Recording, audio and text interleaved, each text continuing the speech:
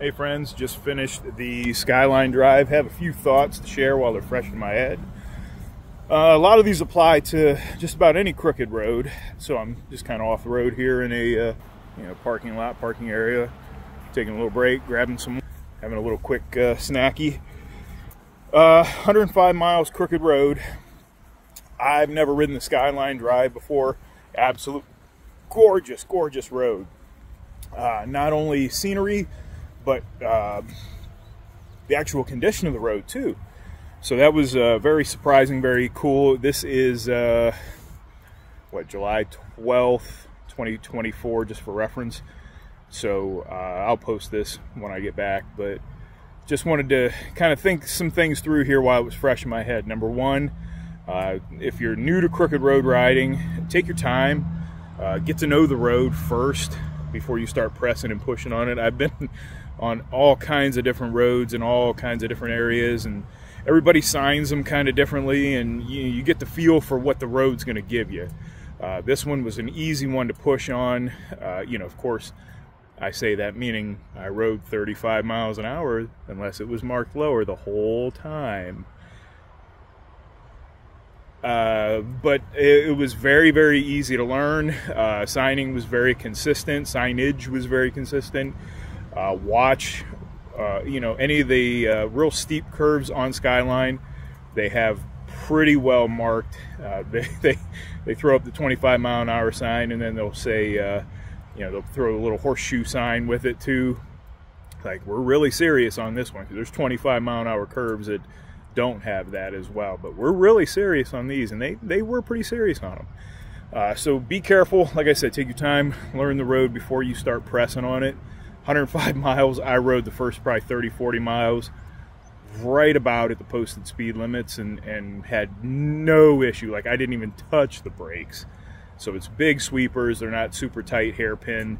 I found that the Blue Ridge Parkway, at least from Cherokee north, is pretty technical, and way more technical than Skyline. This kind of finishes, or the whole route is kind of like the Blue Ridge finishes. So if you've ridden that for context, a lot bigger sweepers and stuff like that. So really nice road, very, very nice road.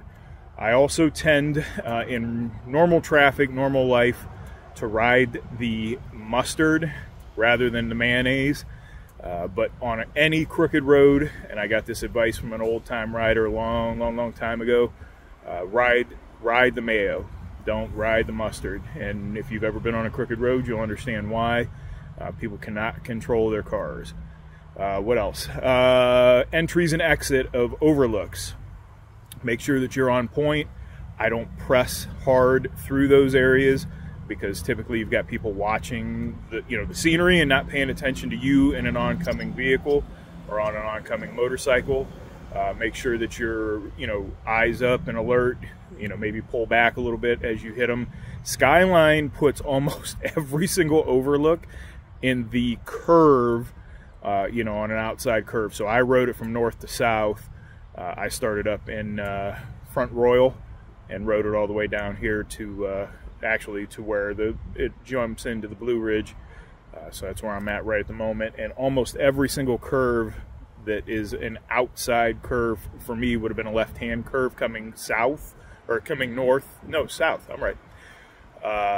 Had some kind of an overlook in it, and it was almost a blind curve situation where somebody could be pulling off if they were northbound and could clip you real easy that way. So be very, very careful.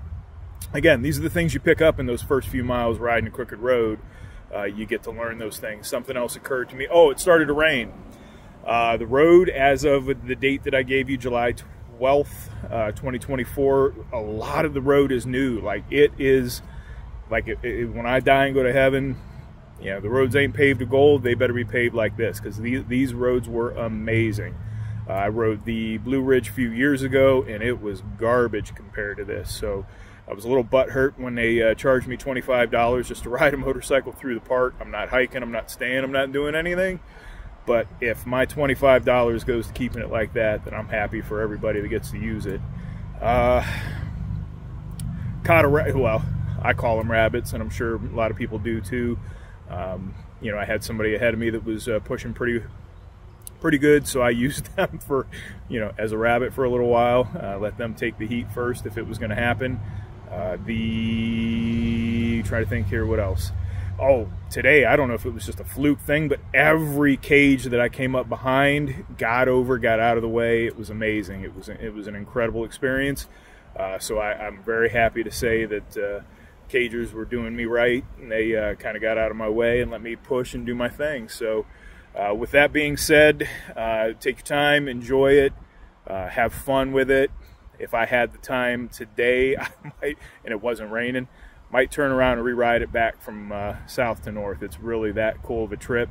Took me approximately, let me see what time it is. It's almost 4 o'clock. I got on. It took almost 3 hours. It took me almost 3 hours to ride it. So I've been done for a little bit here.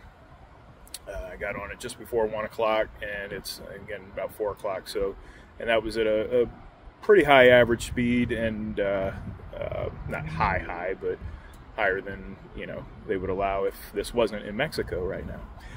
But also the overlooks, you know, getting off, putting gear on because it started to rain, that kind of thing. So right around 3 hours it took.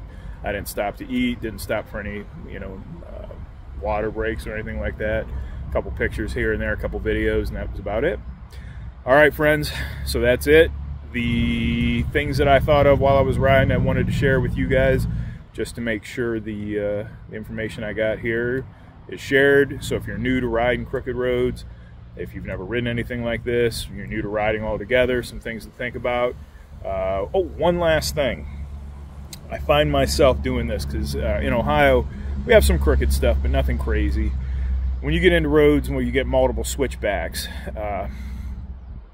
I find myself tightening up my upper body leading into a curve. Got to remind myself, and I'm on a touring bike, Harley touring bike, obviously. Got to remind myself to always, you know, loosen up the upper body, control the bike with the hips. That way, your fine motor control is loose on the grips and the bars and your directional stuff. You plant your inside hip into the bike and go, and just leave that upper body loose. All right, guys. Hopefully this helps somebody.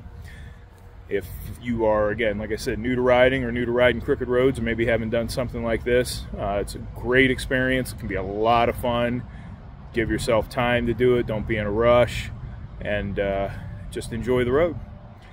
All right, till we meet again, keep that shiny side up.